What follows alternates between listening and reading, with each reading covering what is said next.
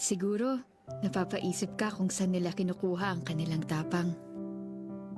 Ang sumagot sa tawag ng nangangailangan. Ang hindi umatras, kahit malagay sila sa panganib.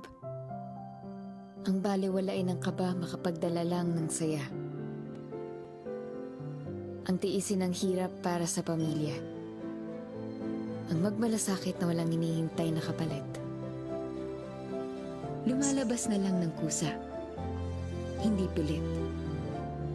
Saan nila nakukuha yun? Saan nga ba kundi sa isang taong minahal sila ng higit pa sa sarili?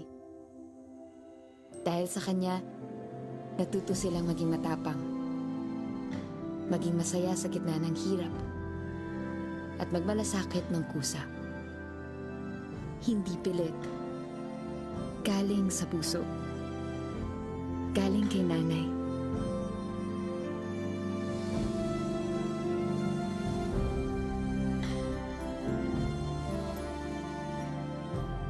Dahil sa kabutihang nakuha nila kay nanay, lumaki silang mga bayani.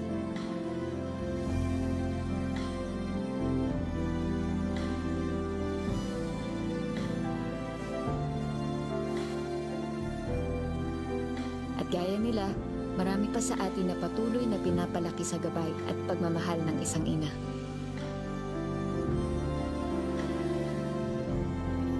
Para sa lahat ng ito, maraming salamat po.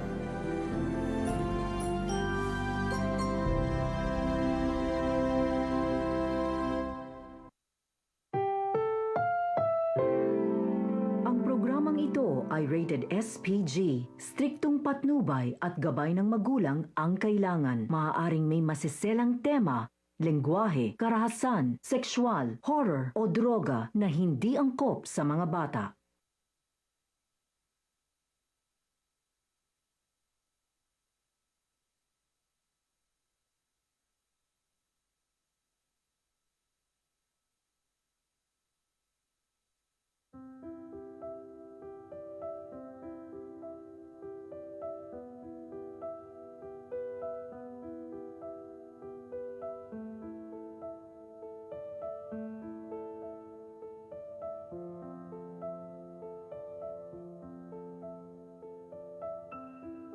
Mayong hapon,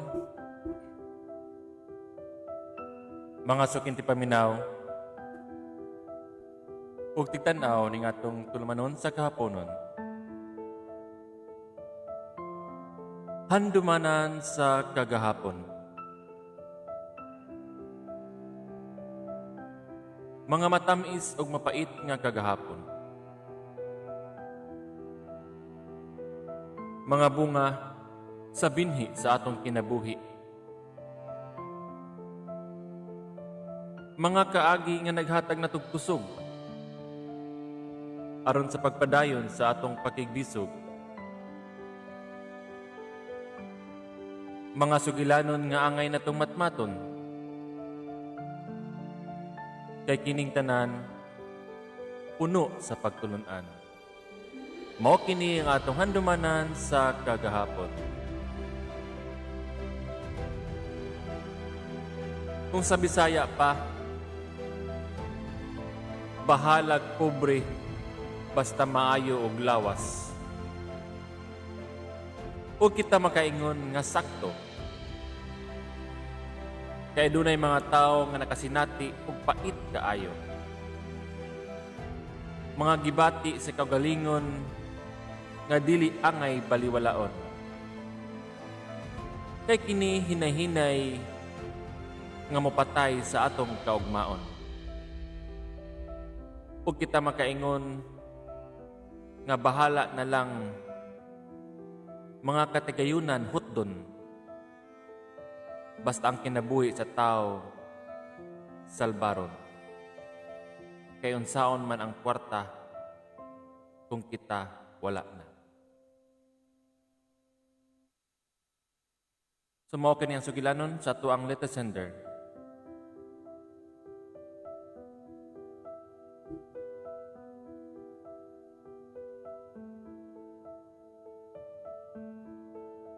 Likas ng maituturing sa buhay ng tao na magkaroon ng kanya-kanyang mga pinagdadaanan sa buhay.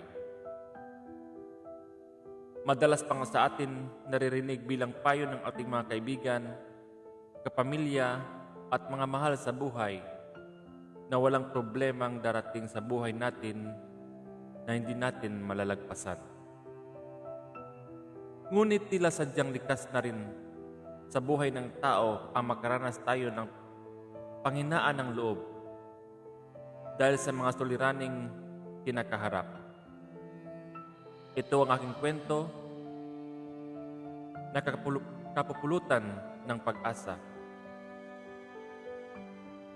Ito ang aking kwento ng pakikipaglaban sa kalbaryo ng sakit na cancer. Itago niyo na lang ako sa pangalang Yaya.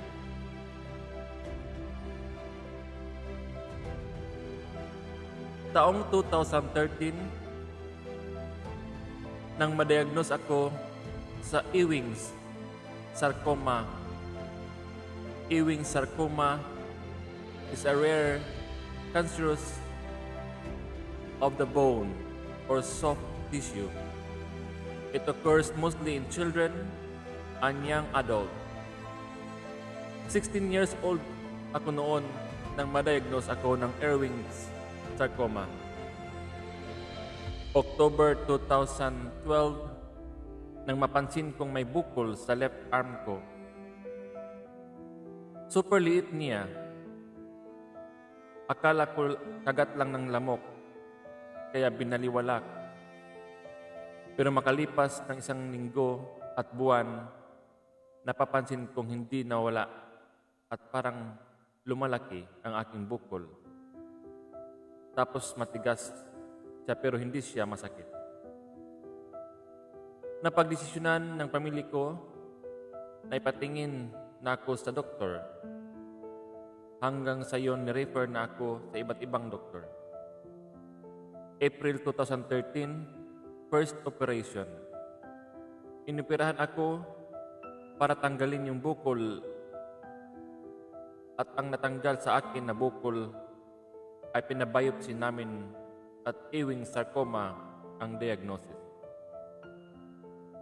Wala kaming idea na cancerous na pala ang bukol na natanggal sa akin. Year 2014, napansin kong bumalik yung bukol at mas lumaki pa ito. Kaya nagpa-check up agad kami sa doktor. Dumaan ako sa iba't ibang scan at test. February 14, 2014, my second operation. After ng second operation ko, pinabiopsy namin ulit ang bukol. Doon na namin nalaman na cancerous na ang bukol na natanggal sa akin. At ni-refer na ako ng surgeon ko sa isang oncologist. Doon ko mas naunawaan at nalaman kung ano ang sakit ko. Noon nalaman ko na may cancer ako. Natatakot ako. Umiyak ako gabi-gabi. Naisip ko ang bata ko pa para dito. Dahil cancerous yung bukol na nakuha sa akin, kailangan kong mag-undergo ng chemotherapy at tumigil ng pag-aaral para makapag-focus sa aking treatment. Hindi naging madali ang mga unang cycle ng chemo. Naranasan ko ang ilang mga side effect ng chemotherapy tulad ng pagsusuka, pagkahilo, pagkapagod, kawalan ng ganang kumain, insomnia, at bumagsak ang katawan ko at humina ang aking resistensya. Nanlagas din ang aking mga buhok na sobrang kinakatakot ko. Nanlagas yung hair ko sa unan at kapag naliligo, lagi akong umiyak. Oras-oras, minuto. Hindi ko natapos ang 17th cycle ng chemotherapy ko. Sa 5th cycle or 6th cycle, ata ng chemotherapy ko, nag-give up na ako. Kasi noon panahon na yun, hindi ko na talaga kinaya. Physically, emotionally, at mentally. Nagpa-second opinion kami sa Maynila. Pero ganoon din ang suggestion ng mga doktor na mag-undergo ako ng chemotherapy. Noong time na yun, ayoko nang mag-undergo ng chemotherapy kasi hindi ko makaya ang side effect nito. At natakot din akong magpa-chemotherapy. Kaya sumubok ako ng alternative medicine. Naging super strict ang aking diet noon. Binago ko ang aking lifestyle. Gulay at prutas lang ang kinakain ko. May oras ang pagkain ko. Sobrang maraming bawal. Pero dahil sa gusto kong gumaling at ayaw ko na talaga magpa-chemotherapy, tiniis ko at nagtiyaga ako sa ganong lifestyle na hindi ko naman nakasanayan. Pero 2015, napansin kong bumalik na naman ang bukol ng braso ko at mas lumaki pa ito kaysa dati. Kaya ayon nagpa-consult ulit kami ng oncologist at panayon akong mag-undergo ng chemotherapy at tapusin ang 17th cycle ng chemo. Kahit natatakot ako noon na magpa-chemo at ayaw ko nang talaga. Napapayag din ako dahil nakita ko may mga mas bata sa akin na sa murang edad pa lang nagpa-chemo na at nakakaya nila. Sinabi ko sa sarili ko dapat ako kayanin ko din at mas lalakas pa ang loob ko. March 2015, nag-undergo na ulit ako ng chemotherapy. Malaki ng bukol ng left arm ko. At that time, sinubukan ko pa pilitin sa pamamagitan ng chemo. Napalit na naman pero kailangan pa rin operahan at tanggalin yung bukol. Pagkatapos ng 12th cycle ng chemotherapy, October 2015, third operation. Inoperahan ulit ako at tinanggal ang bukol. Pagkatapos ng operation, nagpatuloy ang chemotherapy ko at natapos ko ng 7th cycle ng February 2016. Isang taon din akong nagpa-chemotherapy. May mga times na pinanghihinaan din ako ng loob. Pero naging inspirasyon ko ang mas nakababatang kasamahan ko sa pagpapagamot na kinakaya nila. Na sa kabila ng pinagdadaanan nila, makikita mo pa rin ang ngiti at saya ng kanilang mga mata at labi. Kaya mas lumakas ang loob ko dahil sa kanila. Sobrang saya ko noon kasi hindi ko akalain makakaya kong tapusin ang chemotherapy. Kasi natatakot talaga ako noon mag-undergo. 2 years din akong napatigil noon sa pag-aaral dahil kailangan kong magpagamot. Sa 2 years na yon, parang nahinto ang buhay ko. Na-focus lang ang atensyon sa pagpapagamot. Ang dami kong gustong gawin na ginagawa ng mga kaedad ko. Kagaya ng pagpasok. Kaya sobrang saya ko noon, bumalik ulit ako sa pag-aaral. Na-miss kong maging kolehiyala. Siyempre, may mga pangarap ako sa buhay na gusto kong marating. Piniyagan na ulit ako ng doktor na pumasok at nagpatuloy na din ako sa pag-aral. Akala ko okay na ako noon at wala nang babalik na bukol. Kasi sabi ng surgeon na nag-opera sa akin, sinaid na niya lahat ang bukol at natapos ko na din ang chemotherapy. Pero same year 2016, may nakapa na naman akong bukol sa left arm ko. At naging aggressive ang paglaki niya noon. Pumasok ang 2017, nag-aaral pa ako noon. Nalungkot ako dahil may bumalik na namang bukol sa kabila ng 3 operation ko at pagpa-chemotherapy. Pakiramdam ko, mapapatigil na naman ako sa pag-aaral nito. Napansin ko sa paghaba o paglapad ng opera sa akin, ang paglaki ng bukol, pagbumalik. Sumubok ulit ako ng ibang alternative medicine sa pagbakasakaling gagaling ako doon.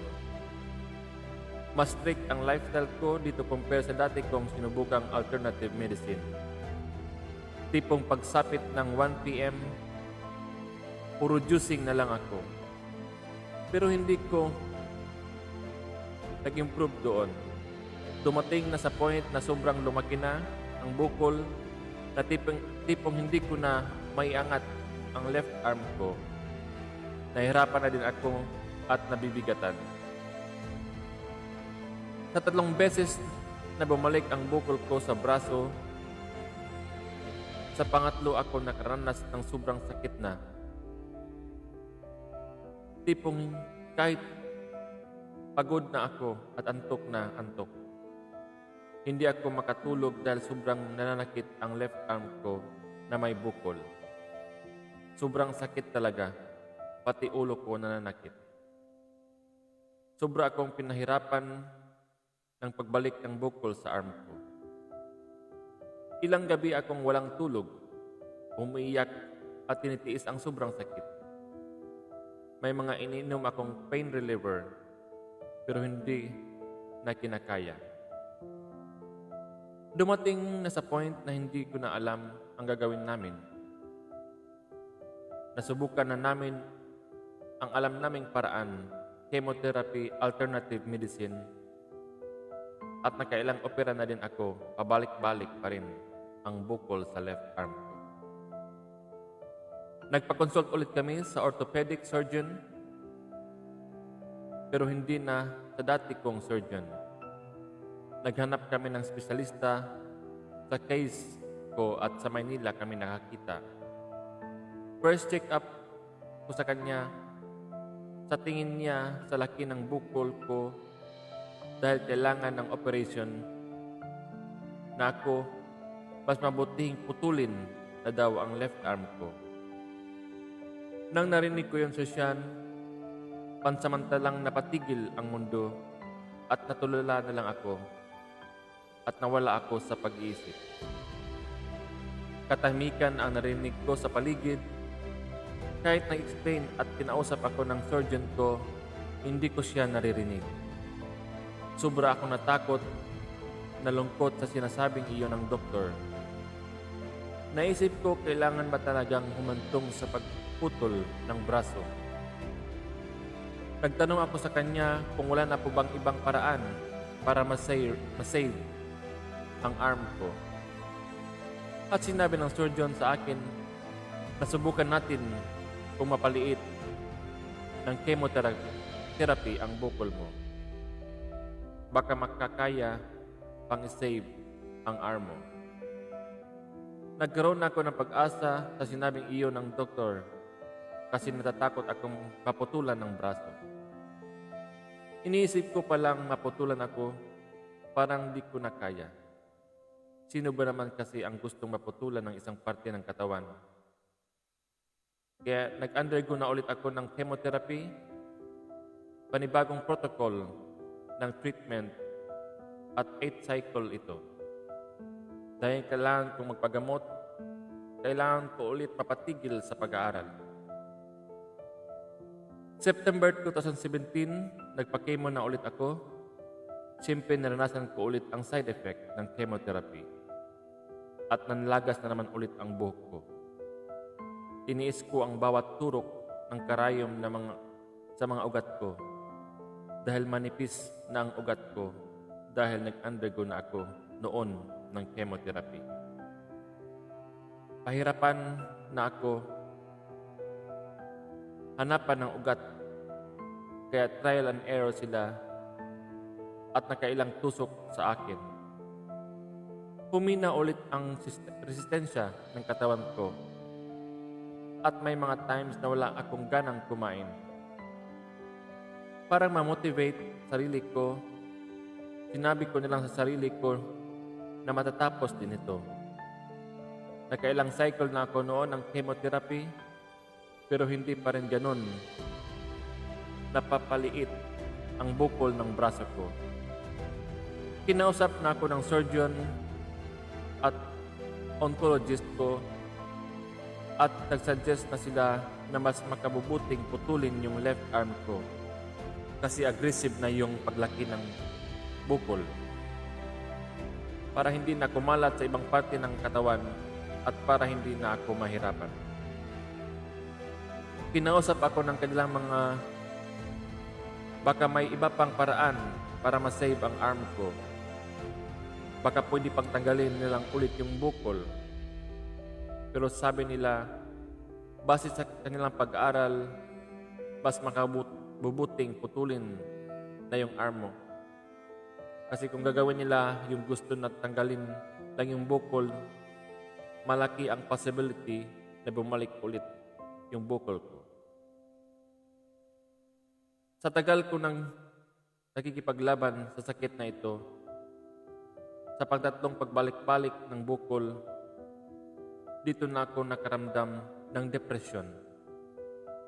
Dati na-stress lang ako sa gamutan ko, pero ngayon na-burn out na ako at humantong na sa depresyon. Kung baga sa game na sa finale na super intense na talaga yung laban, hindi pa pala talaga biro ang ma-depress. Grabe yung feeling, muntik na akong mabaliw. Sobra akong nahirapan, natatakot at nalulungkot. Iniisip ko parang hindi ko na kaya pag naputol ng arm ko. Inisip ko din kung parang iyon ang ikabubuti ko para din na ako mahirapan at may mabigat na dinadala. Bakit hindi ko na kaya ipaputol? Umabot din ang buwan bago ako napapayag ipaputol yung left arm ko. Halos araw-araw, gabi-gabi ako umiiyak. Ilang araw na hindi ako nakakain ng ayos at oras. Naubos na yung lakas ko. Hindi na ako makapag-isip ng ayos. Laging sobrang irritated na ang moody ako. Hopeless na talaga ako at time. Grabing takot ang naramdaman ko at sobrang kalungkutan. Natanong ko na lang sa sarili ko, kaya ko pa ba? Dumaan din sa point na gusto ko nang mag-give up. Pero naisip ko ang tagal ko na nakipaglaban sa sakit na ito. Ang dami na naming nasacrifice at pinagdaanan. Ngayon pa ba ako susuko? Paano na yung mga pangarap ko sa buhay at mga bagay na gusto kong gawin?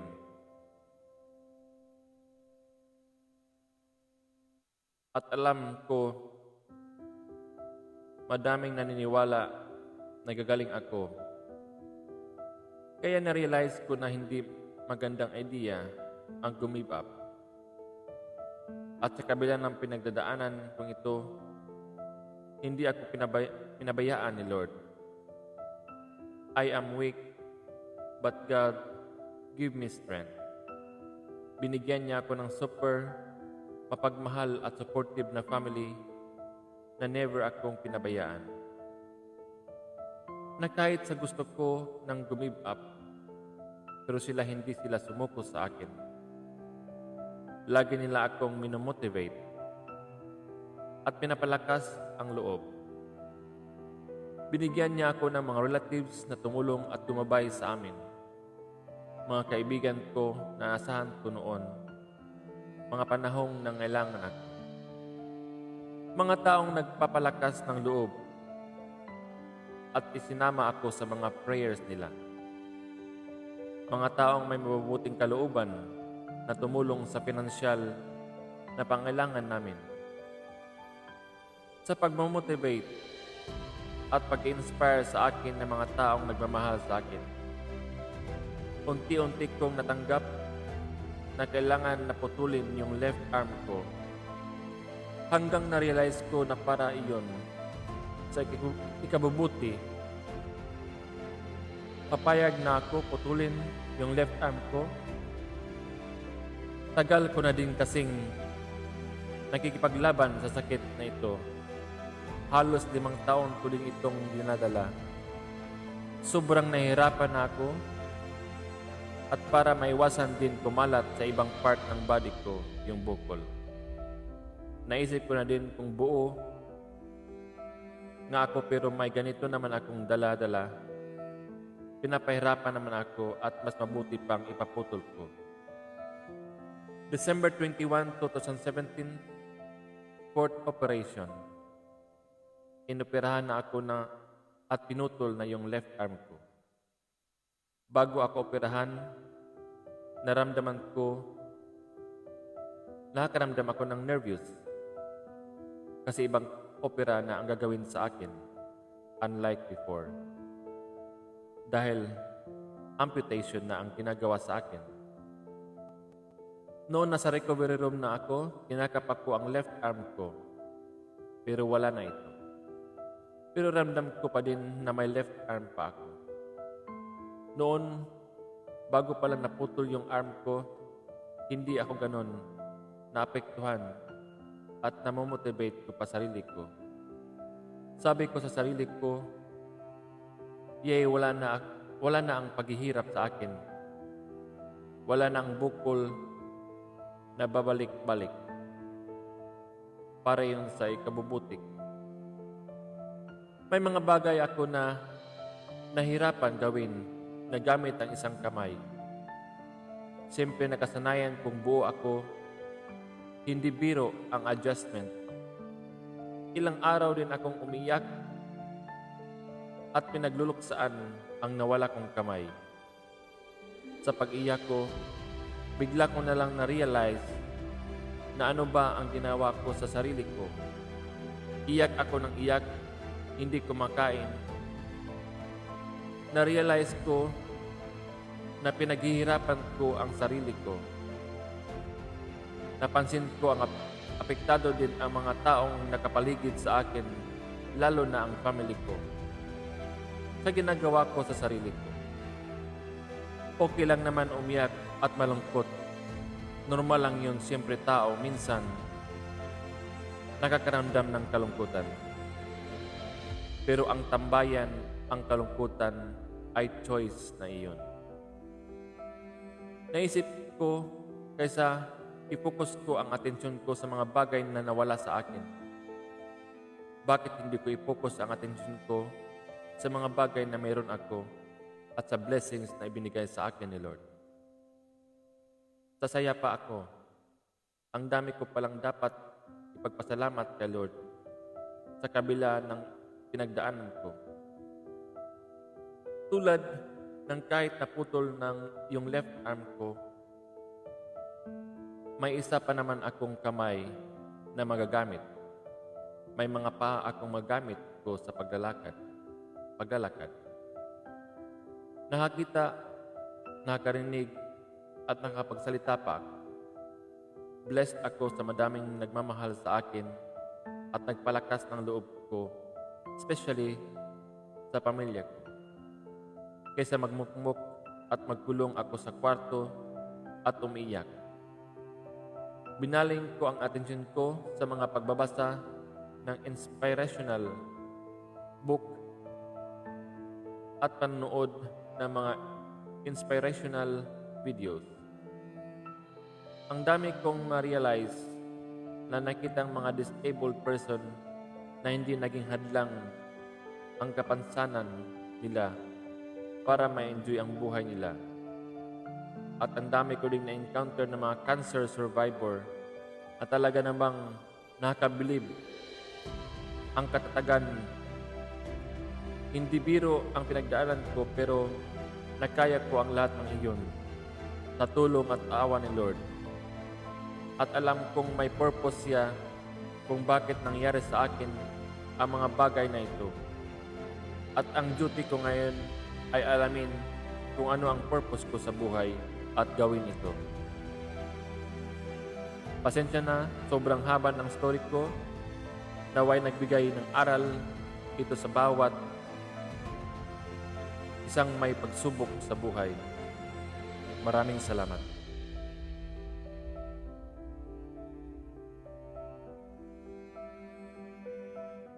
Maraming salamat sa iyo, letter sender, no? Pinahirapan mo ako sa kalisod. Well, napakagandang kwento, no? Strong of fighting spirit, no? Sa ating letter sender. Kaya hindi madali ang ganong klaseng mga karanasan, mga paghihirap, di ba?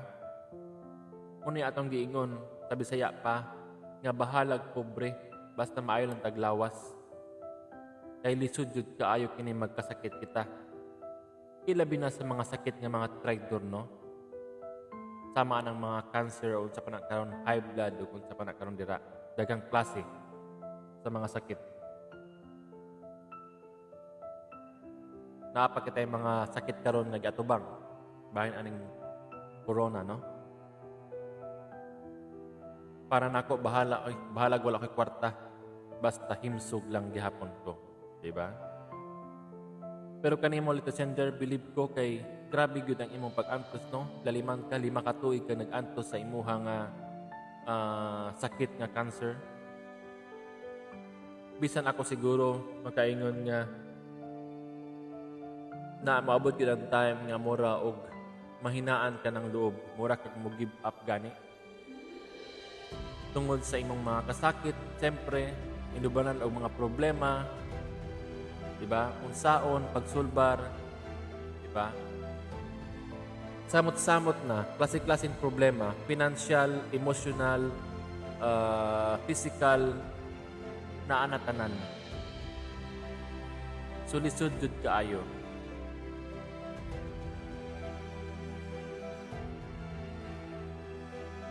Daghan mapagkaroon ang mga cancer survivor, no? Sa lain-laing lugar. O kana sa sila, naapa na sila yung mga masalimuot ng mga kaagi. Diba?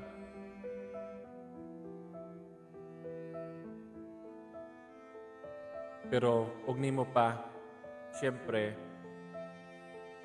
ayaw huna-hunaa kung unsay nawala sa imuha, di ba? Ang imong hunaw-naon kung unsay naapa nimo. And be grateful, and be happy, and thankful, no? Salamat sa Ginoo kay kining tanan gihatag sa tuwa.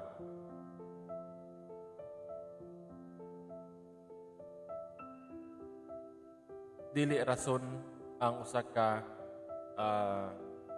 pagiging disabled, no? Aron kita malipay, no? Kaya daghang mga disabled nga happy sad sila sa ilahang mga naaguman kinabuhi.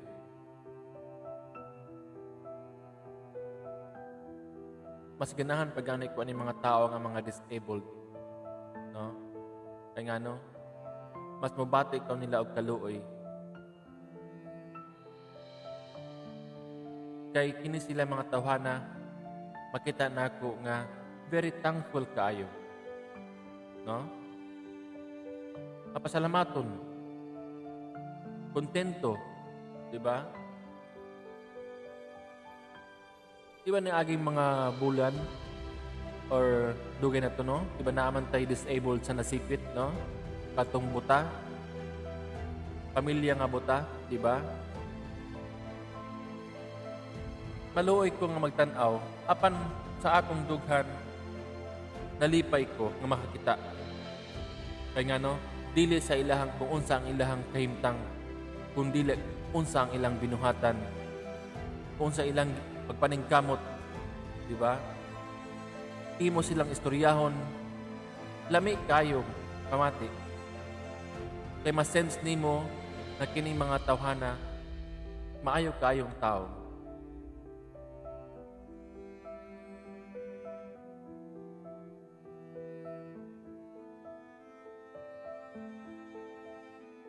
nindot kayo sila istoryahon, di ba? So believe ko ani. So kanimo ulit sender, dili ka na kawalan, no? Mawad-an tagkamot. Siyempre, una, mag-adjust kita. Kay primero, dili pa nato madawat. Siyempre, kung unsay atong naandan, niya kinikalit na nga mawala, siyempre, maglisod yun kita. Pero ni mura sa gikan nga think positive, no? Focus sa mga butang nga naa ka. Kung ayaw pag-focus sa butang nga wala ka.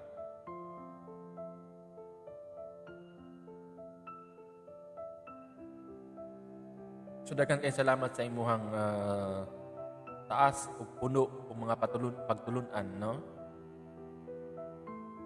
Being strong sa imuhang mga kaagi.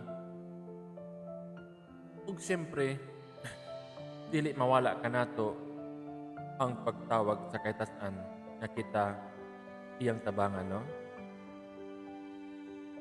Naamang gud kita yung mga sensya nga expert anang mga butanga aron kita maayo, pero mas maayo po kadto nga mutawag kita sa kahitasan, no? Aron mas gabayan, mas tagaan kita kakusog ang tanan nga makagi ni ani og maayosad ang labi na ka ng mga operasyon, no? Nga maging successful ang ilahang nga operasyon. So kanang tanan kinahanglan nato ng tawag sa kahitasan. Iampo kumbaga. So daghang kayong salamat. Daghang salamat sa ato ang 25K nga viewers karon. Thank you so much. Daghang kayong mga bag-o karon. Ma'am Francis Ocampo, 25 million na. Marie Chris, long time no see Marie Chris. Ronchil Marigamolo, Ma'am Beng Derecho. In behalf of Team Reaching Hands, no, I would like to greet a happy birthday sa ato ang pinalanggang amahan, no? Limuel Dalapo, celebrating his kapila na siya 50 plus years old karong adlaw. So kanimo Sir Limuel, happy birthday, no? Manghinaot ko nga magmalipayon ang inyuhang birthday kauban sa imuhang pinalanggang asawa nga si Ma'am Beng Diretso. Og mga anak nga mga gwapa, di ba? Ivy Navarro. Did you love Cabezas Pero? Thank you for watching. And also to Ryan Pilapil and Kinex Cyrox. Agoy, daghan-daghan na tag mga lover boy karong adlaw, no? Daghan-daghan na gyud tag mga lover boy. Nang gawas na mga lover boy nato karon.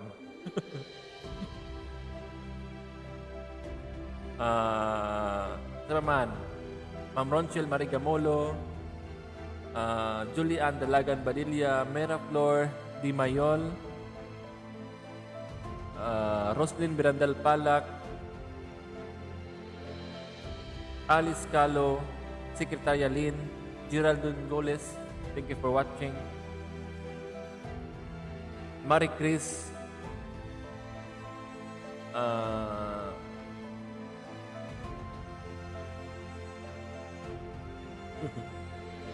Rosalie Saga,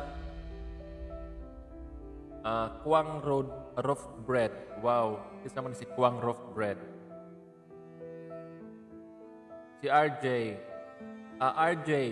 isa man ang RJ. No, daghan na bag mga lover boy dira oy. Sana all na sila lover boy, no? Walay ako dira. Jill Villa,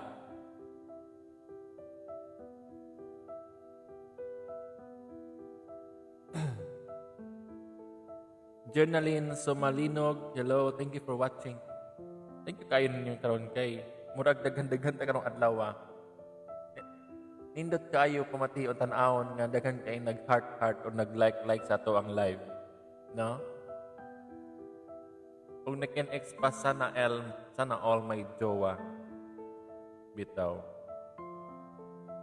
Nilami Abraham Valdez.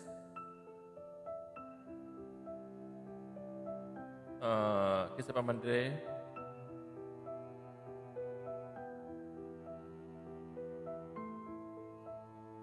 Kining anak ni Ivy, hapit na po ng hapit na po ng birthday sa anak ni Ivy Navarro. No? To follow na lang ang imuhang cake, Sir Lemuel, kay speaking of birthday, nalista na ako ang imuhang birthday for this month, no? So apil ka sa usa nga matagaan nato og ginagmay nga pahalipay. Made of Love from Team Reaching Hand, Solid DRH, no?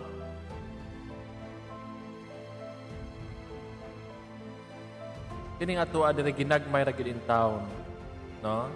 Pinubre ra gid in town ning atua. Dili ta manghatag og ginagko. Og nila pa bahala ginagmay, no? Basta kanunay. Di ba?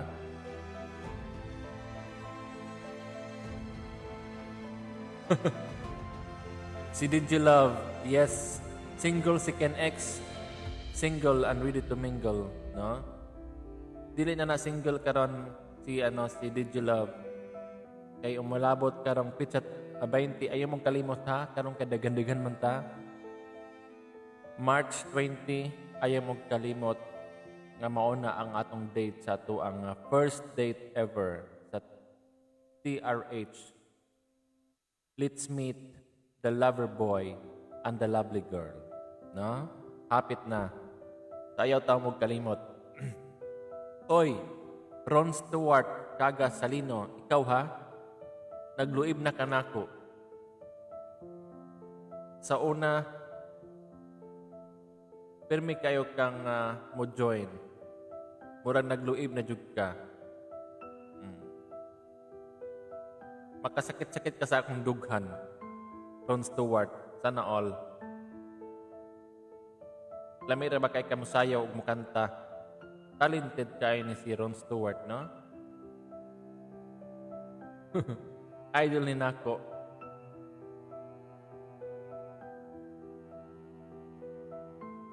Mao gyud.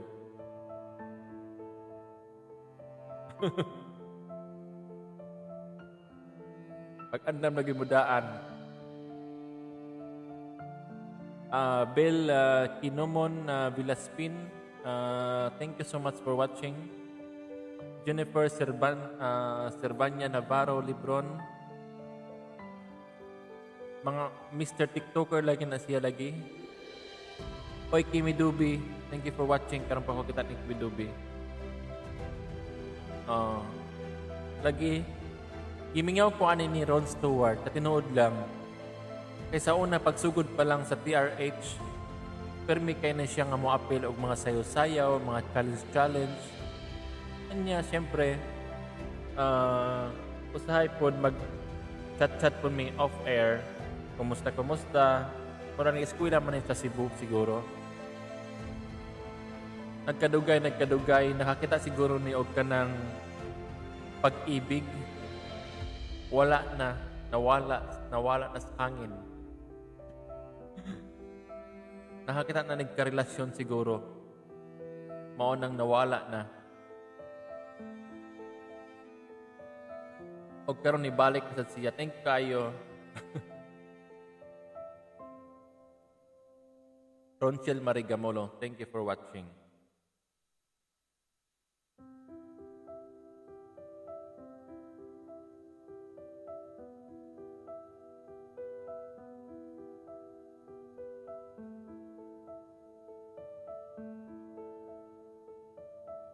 Kinsa may single diha kay naay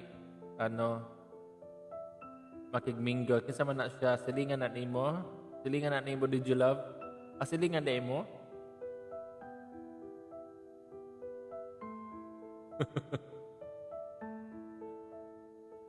Kay balo ko kin ex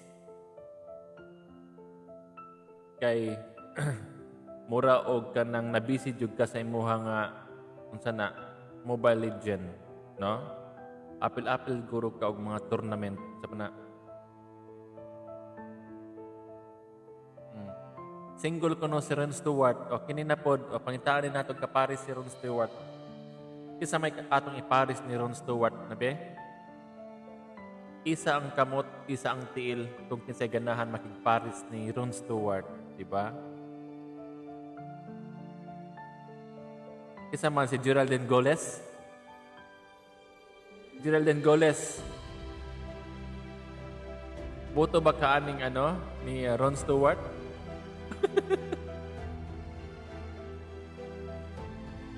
La. Murag nanapod tayo sunod-sunod nga no? Kisay boto ni Geraldine Goles kay Ron Stewart. Ayay ka. Naay ka duha.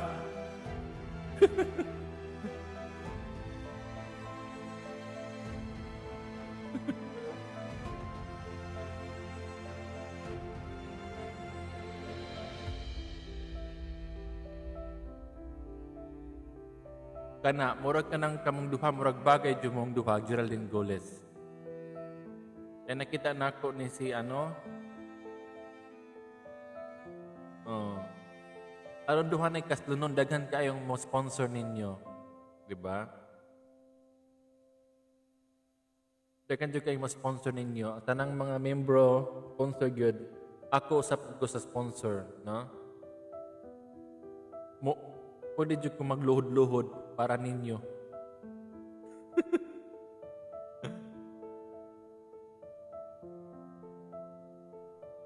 Kisa may kuya ni Ron Stewart. Naadire? Kisa kuya ni Ron Stewart. Anak may tabo. Double winning. Diba?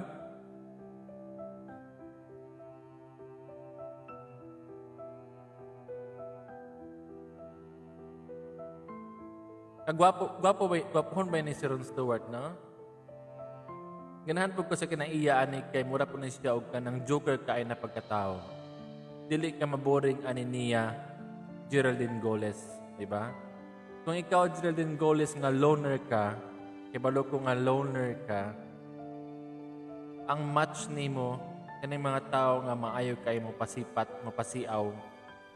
So kini si Ron Stewart murag dili jud ka maboring ani niya. Kay kini siya happy kayo ni siya ikauban, no? Murag kalog kayo ni siya. So I'm sure nga magkasinabot gud kamong duha. Diba?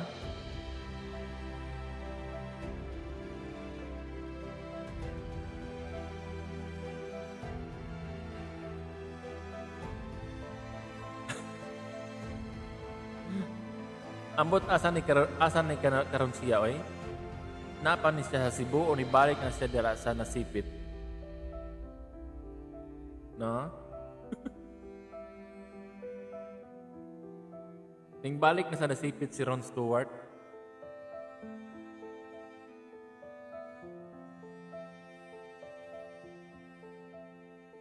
Aw na adi uyab di ay agoy na. Ayaw anak na adi uyab di ay. Wala ta kabalo, di ba? Wala ta kabalo. Og nila pa walay forever. Oh. Og ni Geraldine Goles pa, pukawa lang ko kung buwag na mo.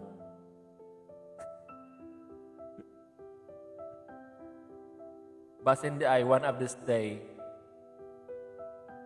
mumata ka nga, wala na sila. Diba?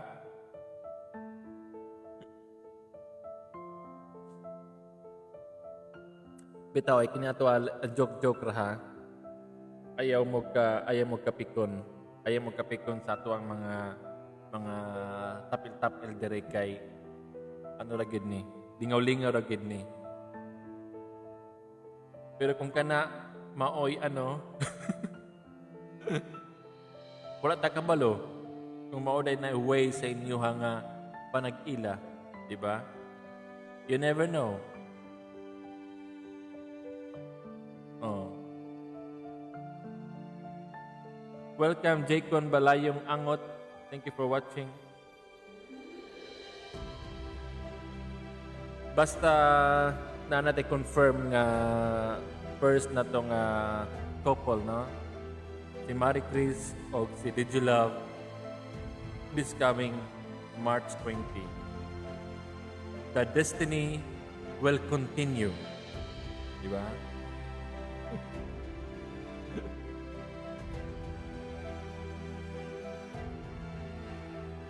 Oh, sakto gid ka na, Marie Chris. Mailog manggani ning naay titulo. Kana pagkahang wala pa. Yes. Tinuod gid ka na.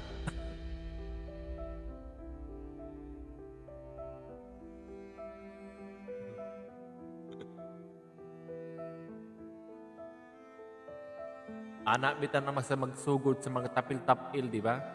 Magsugod man gyud na sa tapil-tapil, di ba? Ila-ila. Wata kabalo.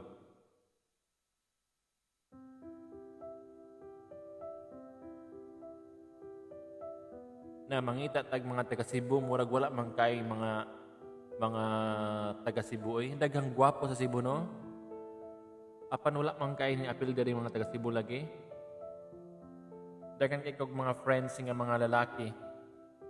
Pero balo, murag dili gid na sila magpa-team-out sa tuang page. Walay support. So ato na silang pasigdahan sa mga walay support, no? Arita sa mga naay mga support. Basin pa di ay mudaghan pa na sila.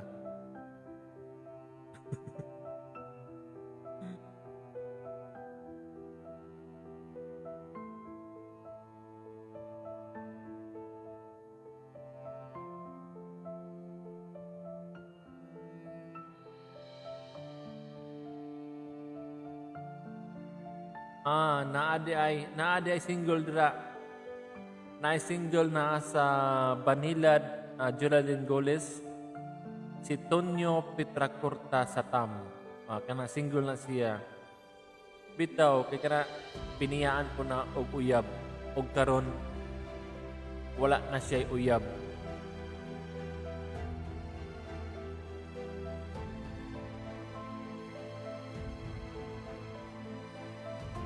Sus, Ginoo ko.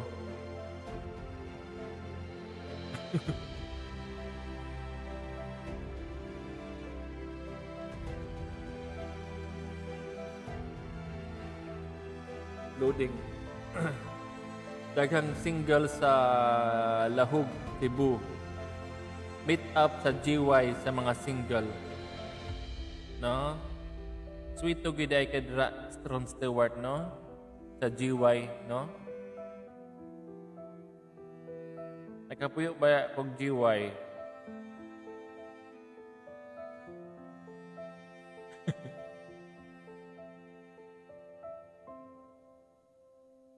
Kung sa tig-sahod sa samput, o yun na siya, Tonyo silingan sa mga taga-talisa itong tag-sahod sa samput. Wala si Tonyo Petracorta karon balo, wala ni.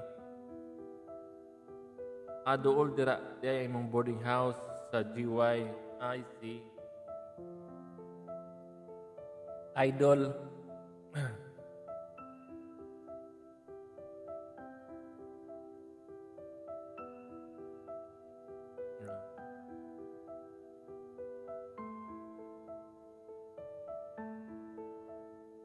So guys, ayaw mong kalimot sa mga uban nga wala pa nakapagpadala sa ilang mga suwat kaagi, no? Palihog kog padala sa inyong suwat kaagi.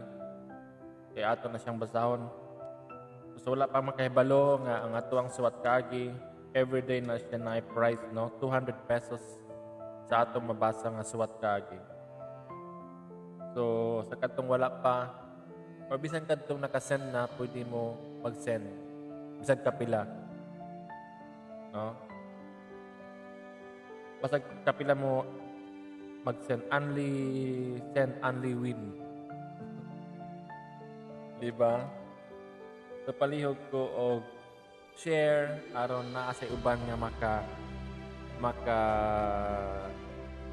padala. Oy Ron Stewart, apil ka sa atong challenge ha, katong video challenge nato. I challenge you na paghimo atong video challenge. Basin di ay usa ka sa makadaog og 1,000 pesos, di ba? I welcome Nilibet Alti Cabonegro. Thank you for watching. Naulay si Nilibet. Nabisi po ni kasikaso si Nilibet sa iyahang mga papilis, no? Sa iyahang SSS. Diba?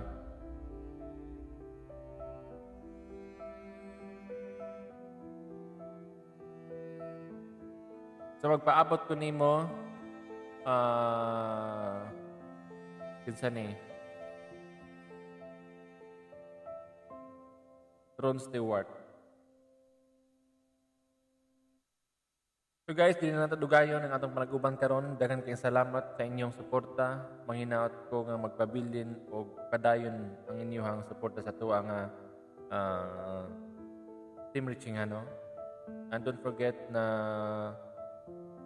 palihog ko kanang support sad sa tuwa nga YT challenge YT kay tanan nga revenue sa tuwa nga YT mapadulong na dito sa humanitarian aid program.